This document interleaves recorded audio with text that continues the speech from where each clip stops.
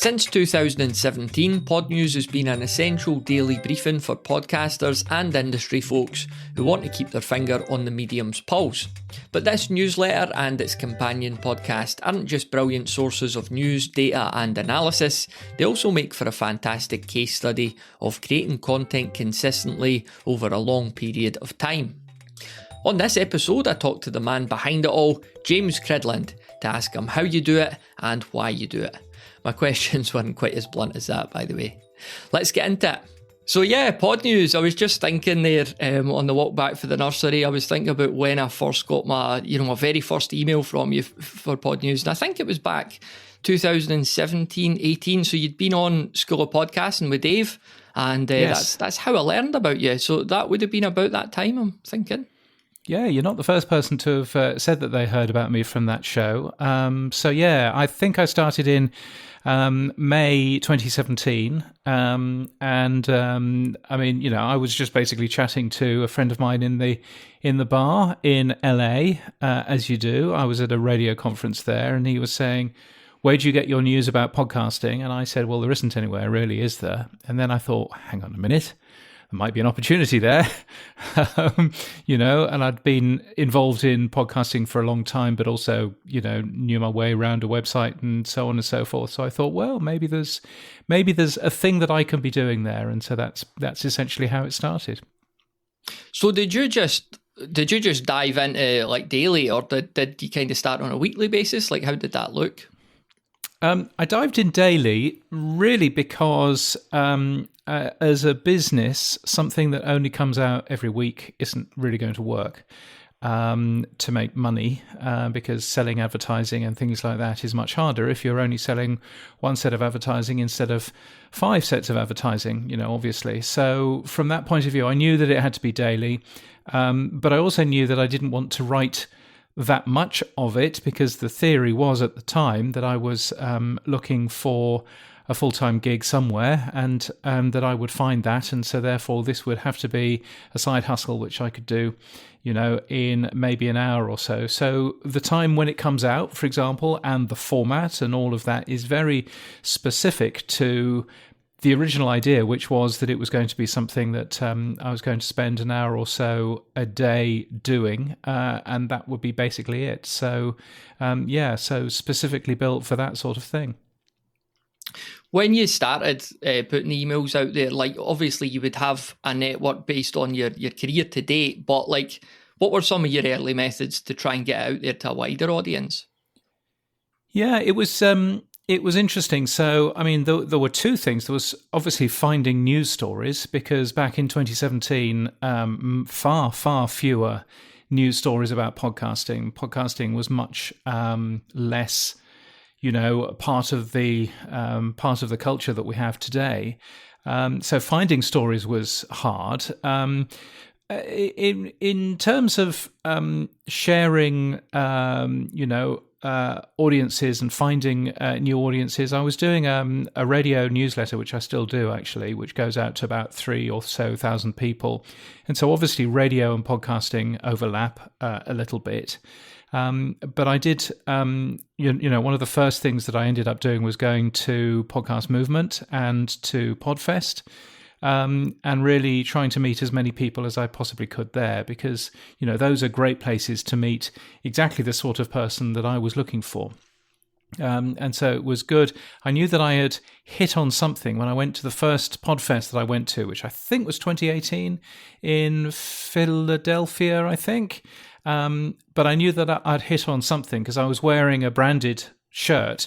I'm actually wearing at the moment, and I was wearing a branded shirt, and I was just walking down a corridor, and I heard somebody saying, "That's the Podnews guy." And I thought, wow, maybe there's something here. But it was, slow to grow, as all of these things are. You need to be as consistent as you possibly can be, and make sure that you hopefully put out a good product that other people will tell people about. You obviously run the companion podcast as well. You didn't have any fears about that, like one cannibalizing the other or anything like that? Were you quite confident that both could coexist? Yeah, so there's the Podnews Daily, which is the daily podcast that I put together, which is around 5 minutes or so long. I started doing that really, again, because of workload, because of, what I was doing to put that newsletter out. I thought, well, I've got to, firstly, it would be useful and helpful if I had a podcast of my own, because I was getting a little bit bored, particularly at Podcast Movement, of people saying, what's your podcast? And saying, well, I just write about them. I don't have a podcast. And I was there thinking, well, I've got a radio background. I do know how microphones work. I might as well do that. But on the other side, and you'll know this when you're writing stuff, the best way of spotting whether you've put a sentence together correctly, or spotting typing errors and all that sort of thing, is to read it out loud. So I was reading it out loud anyway. So I thought to myself, well, if I'm reading it out, then I might as well stick a microphone in there and see if I can do that. So that's really where the daily podcast came from. But I don't think it would be possible for you to listen to that daily podcast and get as much out of it as the newsletter. The point of the newsletter is that it links out to other places. It might link now to a lot of press releases, to our own articles, but quite a lot of it is linking out to other places as well. And obviously that's not going to be particularly helpful if you're just listening to the podcast version. So hopefully the podcast version should drive you to get that, to get the newsletter, or at least come to the website and then find out more information there. Yeah, I found the podcast version to be useful for me, like if I'm on holiday. So I'll not see emails on holiday, but like I'll make a mental note of, there's something when I come back, I'll need to check that out or whatever. So it's just that, like you say, it can't replace it, but it is a good little way of just signposting things. Speaking of holidays, like how do you take holidays? Because I don't remember you missing a week at all. No, I haven't missed a day for the last, since 2018. I think there was a couple of days in 2017 that I missed, but from 2018, there's been one day where I pre-wrote the entire day ahead of time.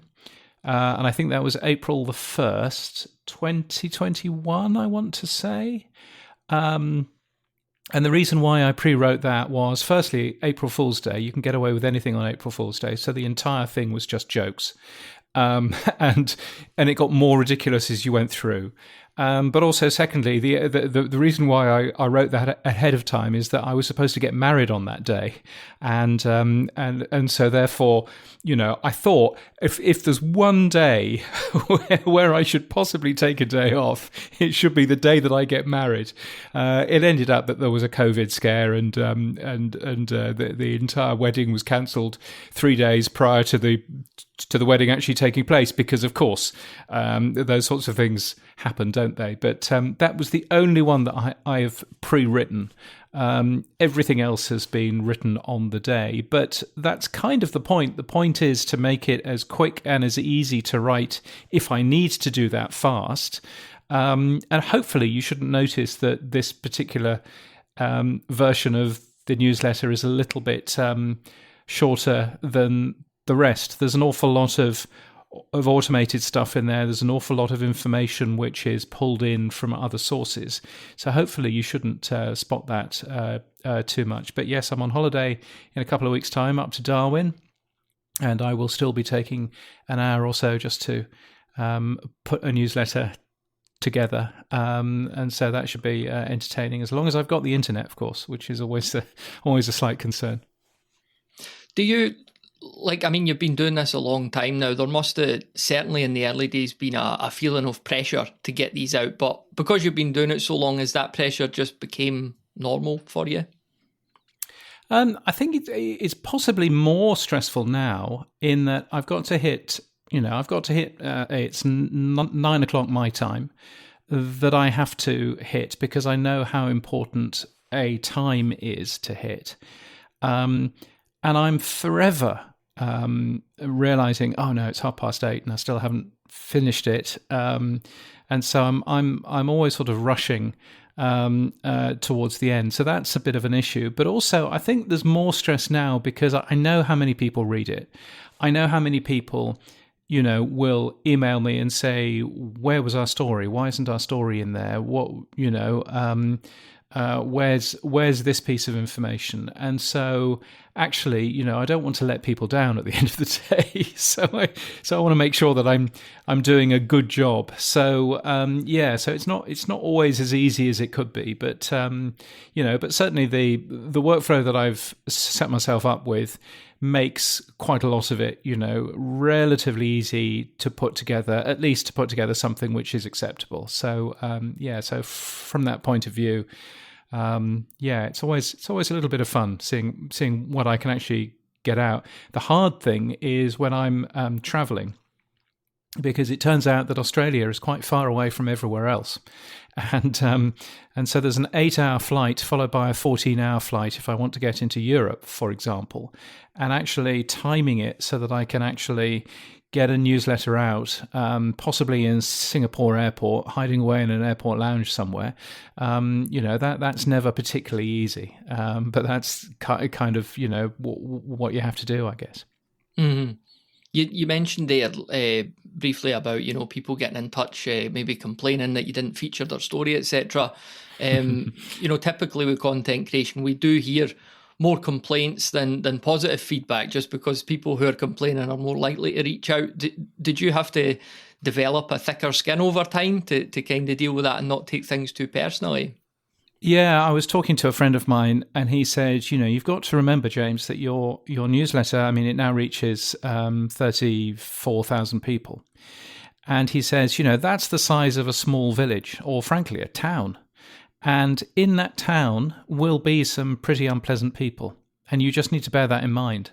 And I remember having a particularly bad time of it at one of the podcast movements, straight after the pandemic, and I think people had forgotten how to talk to other human beings.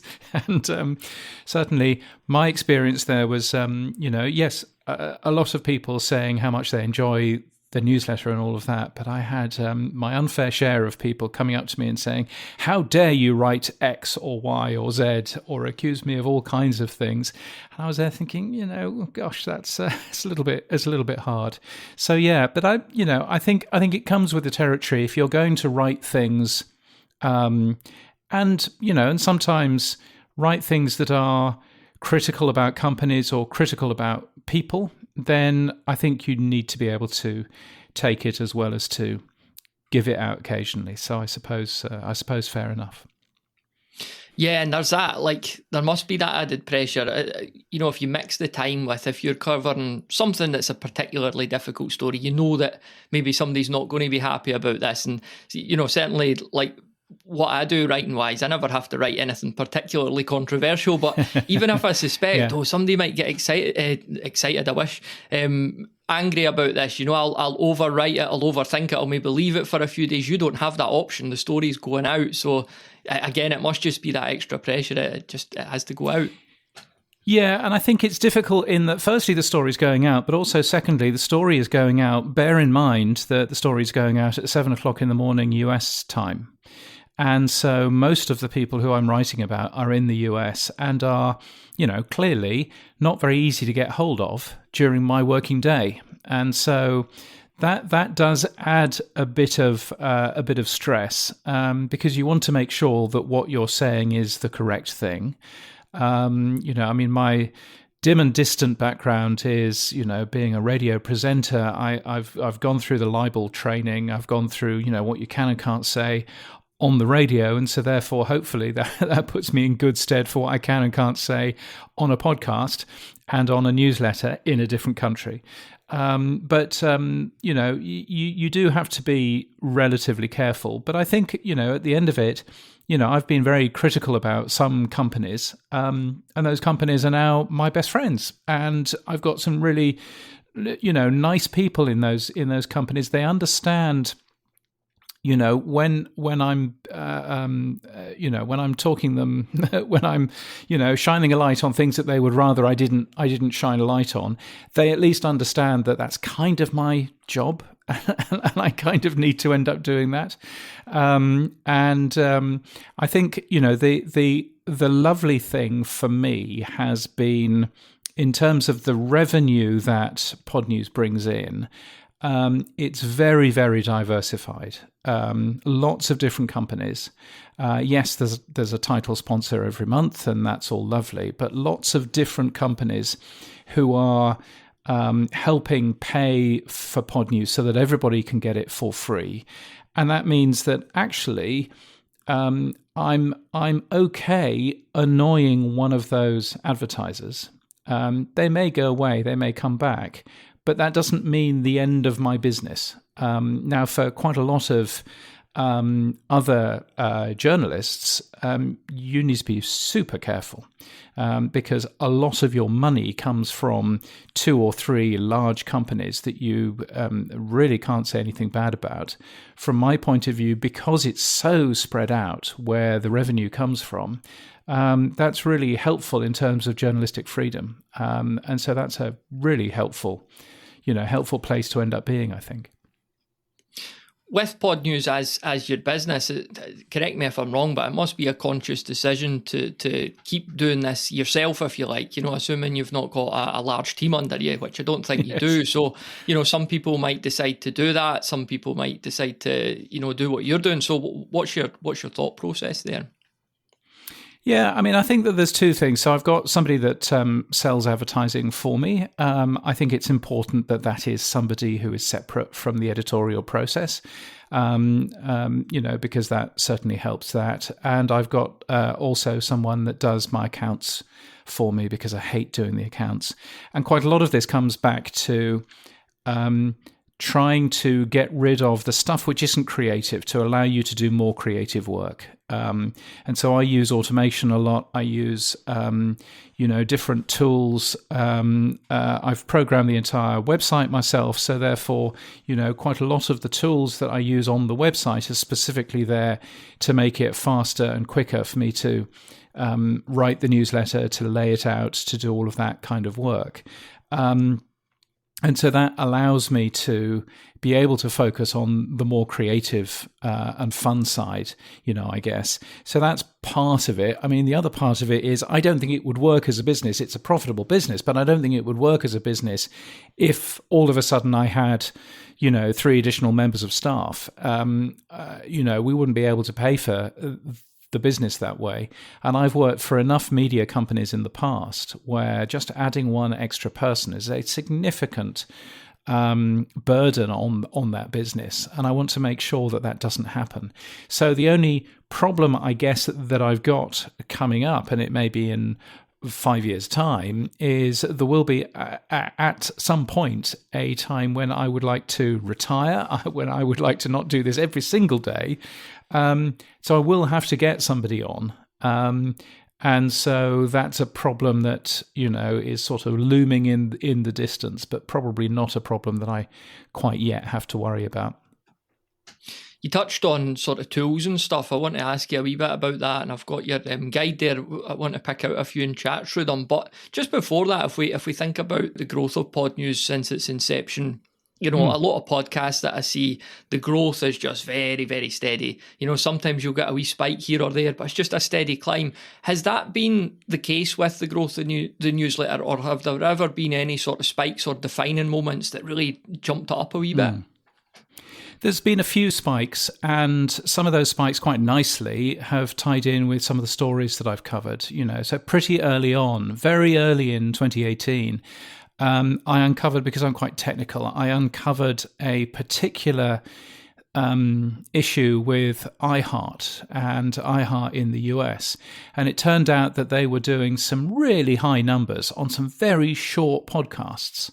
And when I looked a little bit more closely at it, I realized that what was actually going on is that when you went to the Z100 website, or any of the other 1,200 websites of radio stations that iHeart owned, then just landing on that homepage would download this particular podcast. And so no wonder it was doing so well in terms of downloads, but nobody was listening to it. And I figured that this was probably a big story.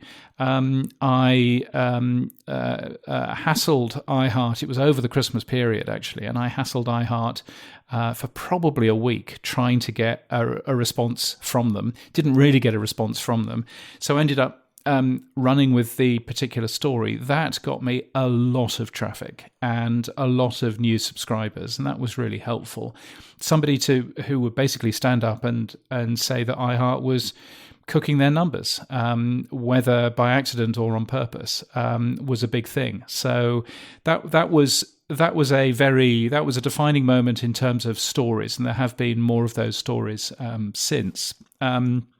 But also, quite a lot of it has been, the rather more boring stuff of, being a media partner for certain organizations and for certain events allows me to do, data sharing with that event. So if you, for example, came to the London Podcast Show, then when you bought your ticket, there was a little button that said, would you like daily news from the Podnews newsletter? And 600 or so people ticked that box. So all of a sudden I've got 600 or so more people on my list. So it's things like that really help as well. And I think if you're doing a podcast about underwater knitting, then go to the underwater knitting conferences.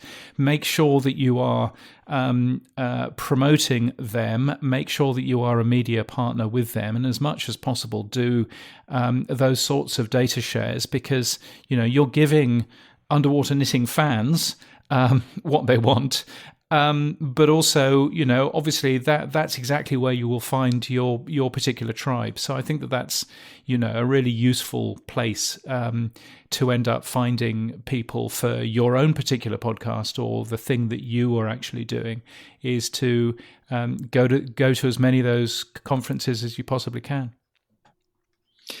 So tools, you sent me over a very handy little page, which I'll put in the show notes as well. So how you make Podnews. So starting with the newsletter itself, then it looks like you made or host an RSS reader, Fresh RSS. Yes. So so I used to use a tool called Inner Reader, which was a paid RSS reader. And then I realized that I could save myself $100 a year by not buying that and by hosting that myself. So I use an RSS reader to pull in a bunch of news and news alerts and things like that. That's where I find the majority of the news that I haven't been contacted with, directly, certainly. But obviously there's also other things like, Facebook groups and Mastodon and all of those sorts of things as well. So the more that you do this, the more of these places you will find, groups of people who are talking about the same thing that you are interested in. Yeah. So each interesting article or story or discussion that you spot, like, are you copying it into some ultra sophisticated system, or is it a text document? Like, it could be that or anything in between. It's a text document. It's just a markdown document. That's all it is. So I built my own content management system because I kind of knew what it is that I wanted to end up doing, but I also knew that I needed to be able to do this as quickly as possible and for it to look as good as possible.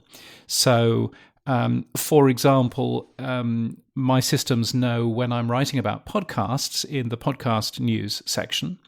Then my system knows that, he's in the podcast news section. He's written about a podcast here. I will go and get the thumbnail image.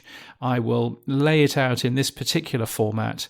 I will go and find out if there's an advertiser for today. All of that kind of stuff is built into the code that I've written. So it's really nice and easy is the idea. Yeah, you just write something into a text file. I use IA Reader, which is a fancy, IA Writer, I believe it's called, which is a fancy tool, but it's just a text document, and away it goes. So nothing fancier, I'm afraid, than any of that. we can't record a podcast episode in 2025 and not say AI. So has AI impacted / improved your workflow at all? I haven't used AI at all. No, I tried using it a little bit for summaries and seeing, can I summarize the press releases which are being sent to me? Can I just triage email and work out what a press release is, and does it have a launch date in it and everything else? And I've still not got AI working the way that I want. So maybe I'm very old-fashioned and not using AI.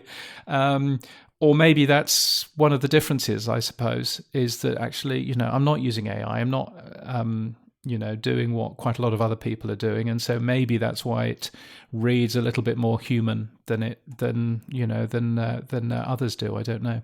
Mm. On the audio front, that A looks like one, and B, you've written it here, a Lewitt Ray. That's the laser mic, isn't it? I've got one myself. It is. It's the laser mic, but I've turned the laser off. I see that here, yeah. Because I know how to get in front of a microphone. Yeah. Yes, and so the reason why I use this, I think Alban Brooke posted a list recently of the stuff that he uses on the Buzzsprout website and things like that for recording shows. He uses an end address microphone. This is a side address microphone, and the real benefit of a side address microphone is that you can use it in video, and you can still see my face, whereas an end address microphone is not. It's much, much, much harder to end up doing that. So so this little Lewitt Ray, which I'm currently using, is a decent little mic. It's plugged into a Focusrite Scarlett 2i2 thing. I used but when I'm traveling, and in fact I've even got, if you're watching this on video, then firstly, what are you doing? It's a podcast. But secondly, I've even got my little travel microphone, which is a Shure MV88, and it's a tiny little USB microphone. And I travel with this rather than with anything more fancy, because I think we've all been in that time where the TSA has taken a look inside your bag to try and work out what that microphone looking thing is, and then not packed it away properly, and then it's broken, and then everything else. And so I travel with this tiny little microphone, but it does a really good job. So I think with those two, I think that's a pretty good. That's a good way of taking a show on the road, so to speak. Yeah, we're definitely in a golden age of like travel mics, if you like. Like when I spoke to you down in London, it's the Rode wireless micros, and even just last year, because I'm very set in my ways. So I interviewed Sam Sethi last year, and I'm like, wait a minute, Sam, just give me 20 minutes, and I start unrolling this coil of XLR cable. It's like two SM58s and a Zoom H5, and it sounds fine, but it's just the pure hassle of setting all that up. Whereas this time around, I was like, go and just hold this tiny thing and grab a quick clip on my phone. I mean, some of it is the tech and buying the right tech. Some of it is just actually using it in the right way as well. I mean, I was quite astonished. I did a lot of recording on the show floor, as you did, and I was quite astonished at how well the microphones had picked up just the voices. There was one interview that I did with Max Cutler from Pave Studios, which is a pretty big get, and I was very pleased to get him. And we recorded in the bar of the adjoining hotel, because I thought, well, it'll be nice and quiet in there. Unfortunately, they were making coffee, and making coffee was very, very, very loud. So there's a little bit of Adobe, AI magic to get rid of some of the background noise there, and those sorts of tools really, really help as well. So there's always a technical solution if things don't always work.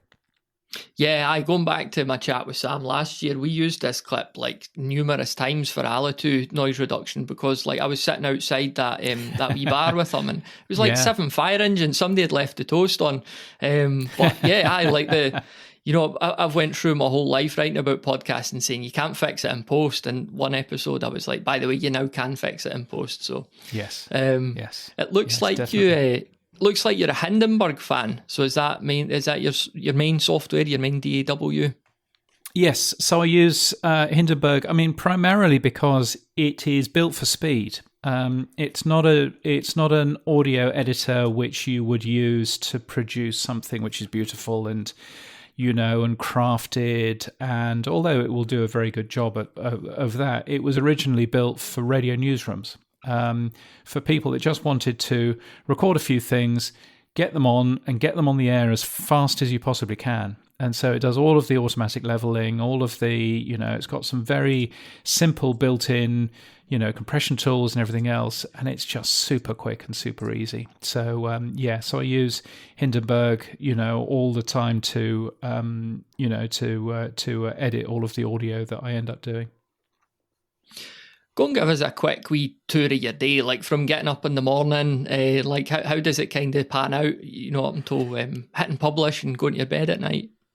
Well, I mean, it really depends what I'm doing that day. It really depends what else I've got on, because sometimes, as today, I've been sort of writing, but also playing around with things. The new iOS has come out, and there are various changes on the Mac as well, which I need to prepare for. So I've been trying to learn how Mac shortcuts work. There's a thrill. But today has been a relatively normal day of starting work at about sort of 9:30 after I've walked back from the coffee shop with the dog. And really looking for new stories, but doing some interviews as well. In fact, I gave away an award at 6:00 in the morning, first thing, and then interviewed somebody at 10:00 for the Podnews Weekly Review for the longer show that I do. So there's quite a lot of that sort of stuff that goes on. But typically, a typical day, I'll probably actually start work at about 1 or 2 o'clock in the afternoon. And I normally work through until 9 o'clock in the evening, which is when the newsletter goes out. That's the sort of relative standard. And I will normally have finished. I mean, the ideal is that I finish my work at about 7:30 or so. It doesn't always work that way, rather sadly. But of course, if I'm traveling, if I'm at an event, then there is that difficulty of when will I record this? Where will I record it? Where will I be able to put everything together? And all of that. And so it's finding the time and working out time zone differences as well, which is always fun. It sounds like, reading between the lines there with your timings, that do you feel much more creative like in the afternoon/evening than you do in the morning? Yeah, very much so. I think there are some people who feel very creative first thing in the morning. There are some people who feel much more creative in the afternoon. But I think I'm lucky in that because I do all of the coding for the website myself, as well as writing the newsletter myself. Quite a lot of the time, I'll be there thinking, is there a new feature that I can put on the website? Is there something that I can tweak to make my life easier, or to add a new feature to the website? And that might be a creative release rather than writing something. And similarly, the other way around, the writing might be the creative release, and so on. So I'm quite lucky in that I can sort of focus on different things to avoid getting too burnt out, which is which is a useful thing. So I mean, the process of actually publishing, when I've finished everything, when I've written everything, I've recorded the audio version and everything else, the process of actually publishing that is a long and complicated script that runs on my Mac that uploads the audio, that encodes the audio in lots of different flavors, that adds the metadata into the audio, into a video version, into various other things, and so there's quite a lot of sort of tech behind that, which is quite satisfying to see if I can make work even better. So so there's a fair amount of individual things I end up doing there. Do you listen to a lot of podcasts, either like related directly to Podnews or just, stuff that you enjoy from a hobby or interest point of view? Yeah, I do. I don't listen to too many podcasts about podcasts. I think partially because they slightly irritate me because I'm there thinking, no, that's not what that story said. Why are you saying it in that way? So they're kind of, but I do listen to an awful lot of individual shows. So I'm using Pocketcasts, which is the podcast app of choice. Occasionally I will go and try Apple Podcasts and go and try Overcast and various other things. But on there are, all kinds of things, from shows that I've been listening to for years and years, like The Bugle, which is a satirical news show, to The Rest is Entertainment. I'll occasionally listen to a bit of The Rest is Politics as well as Podcasting 2.0 with Adam Curry and Dave Jones, which is a great show. So yeah, I listen to quite a lot, and it's always surprised me when you have lots of people who are getting into podcasting. They want to make a show, but they're not listening to enough shows themselves. They're not listening to enough podcasts. And that always surprises me. And I think the first thing that I would, thankfully, I don't consult people in terms of how to make, a new podcast. But one of the first things that I would say if I was you've got to listen to other podcasts. That's a really important thing, because otherwise you won't get any ideas, you won't get any sort of, creative juices in terms of what works and what doesn't work on other shows. So, so I'm always really surprised when that happens. Mm-hmm. Yeah, I mean, it's like trying to become an author and not reading books, trying to write screenplays and not watching films. And you do hear this like naff cop-out that, I don't want to be influenced because I want to break the rules. But you need to know the quote-unquote rules before you creatively decide to break them. Exactly right, yeah. You need to know what those rules are. You need to know what works, what doesn't. And, that's a very important thing. But, I was lucky enough to have a long time ago to have an audio training. I was lucky enough to be taught how to edit audio. In my case, it was editing it on reel-to-reel tape with trinograph pencil and, razor blades and everything else. But I was taught the craft of editing, taught the craft of making a show, and taught the craft of how to use a microphone and all that kind of stuff. We forget, I think, quite a lot of maybe the old folk in podcasting who've been involved for quite some time. We kind of forget that a lot of people are coming into this without any of that training, without any of that understanding, and are there trying to use equipment in not necessarily the right way. And so again, watching what other people are doing and learning from them is super useful as well. Mm-hmm, mm-hmm. Just some of the, really interesting to kind of talk through Podnews and that, and I think we've covered a fair bit of ground. I just wanted to kind of pick your brains on a couple of wider industry topics.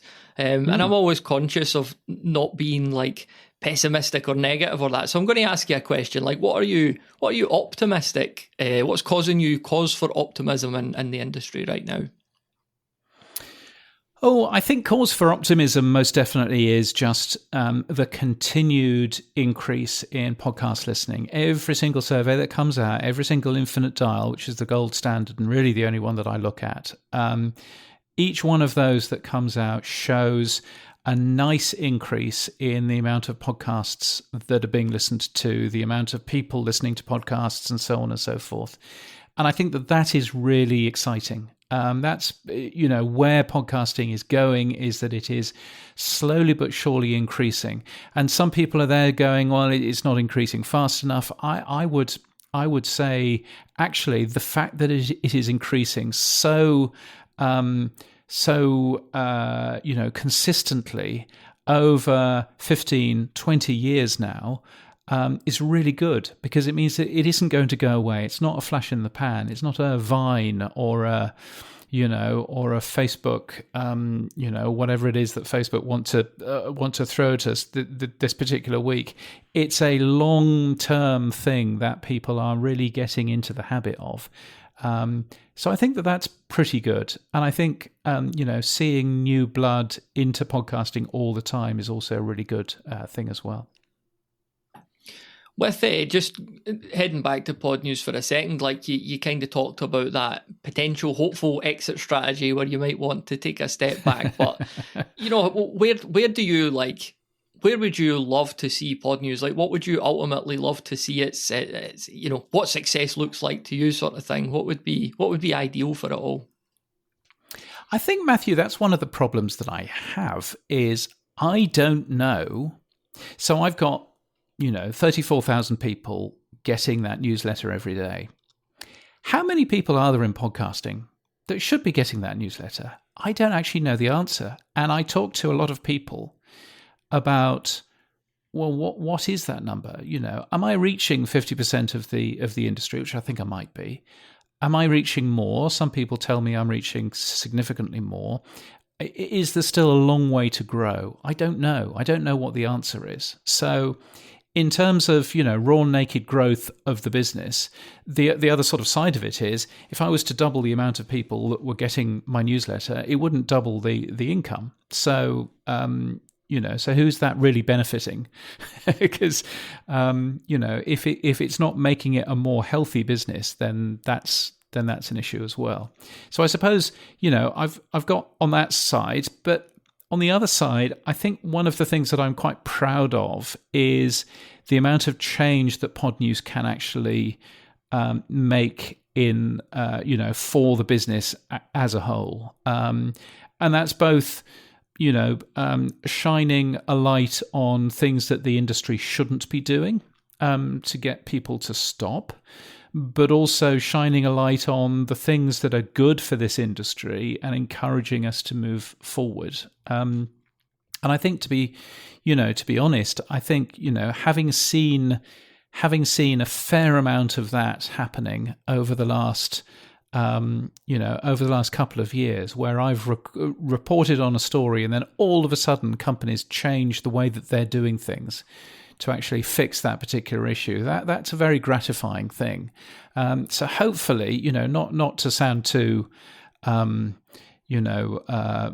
full of myself, but hopefully sometimes those things that I write in that newsletter can actually help make the industry better for everybody. And that's a pretty good, end goal, I think, to keep on doing that. So I suppose, long term, what would be great is for us not to give the entire industry to Spotify and to YouTube on a plate and say, there you go, it's been fun. But here, have it. If we can avoid that, then I think I'll have done a job well done. Yeah, definitely. I totally agree with that. And I think that's very good sentiments and aims. As we kind of swing round to the end of our chat, James, I'll obviously ask you to tell the listener, if they're not aware of Podnews somehow, where they could get it. But, if there's anything that I've notably forgotten to ask you, any ground we didn't cover as well, I'm not sure if there's anything else you want to add on top of that too. Yeah, no, I think, obviously, podnews.net is where to go. But if you have a podcast of your own and you want to get that both promoted in the Podnews newsletter, but also in other places as well, then I launched a website called newpodcasts.net, which lists new podcasts. It couldn't be simpler. And you can go on there for free and add your show. Make sure that you have a trailer. And we should probably deliver somewhere in the region of 500 to 600 plays of that trailer for you.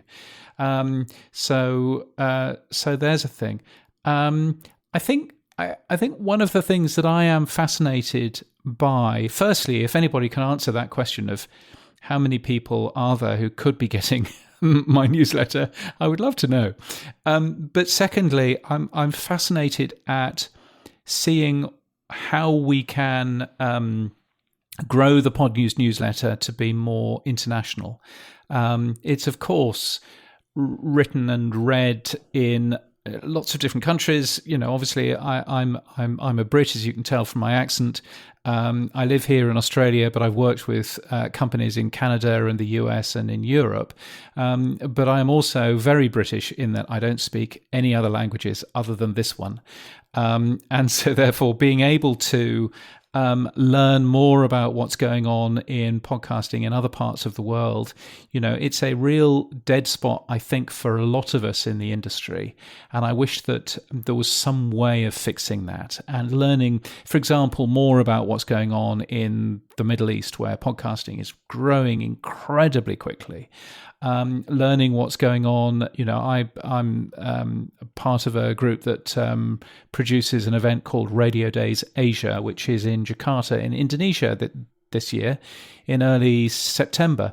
That's always fascinating because you get to learn all about how Asian countries are doing podcasting and how podcasting is pretty big and pretty exciting in places like Singapore and in Japan, because Japan doesn't really have an audio industry.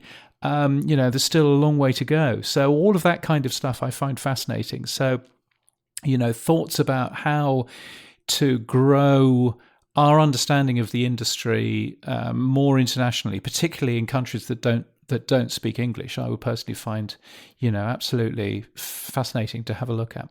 Massive thanks to James for taking the time to have a wee chat. It was brilliant to get a tour under the hood of what really is a content machine, as well as an essential service to the podcasting industry. We've talked a lot on Podcraft recently about email newsletters and their increasing importance for podcasters, especially in an era where website traffic has fallen drastically. There's always been a lot of parallels with podcasting and email lists, and it's something we're certainly leaning much more into ourselves these days. Though I must say, Colin, if you're listening, no, we can't switch to daily. Alright, just a final wee note to mention that we're still looking for applicants to guest on future episodes of Podcraft. This is essentially free coaching. Just go and fill the form out at thepodcasthost.com/podcoach, and I'll put a link in the show notes to that as well. And tell us about your podcast, your ambitions, and the challenges you currently face. And we'll select as many of you as we can to get on a future episode with us and basically try to help you and get you set up on your way to optimise whatever it is you're trying to do. That link again is thepodcasthost.com/podcoach. Alright, that is it for this episode of Podcraft. I've no doubt Colin will be back next week, and always appreciate you listening. Remember to subscribe or follow wherever you do so, and we'll catch up with you again on the next episode.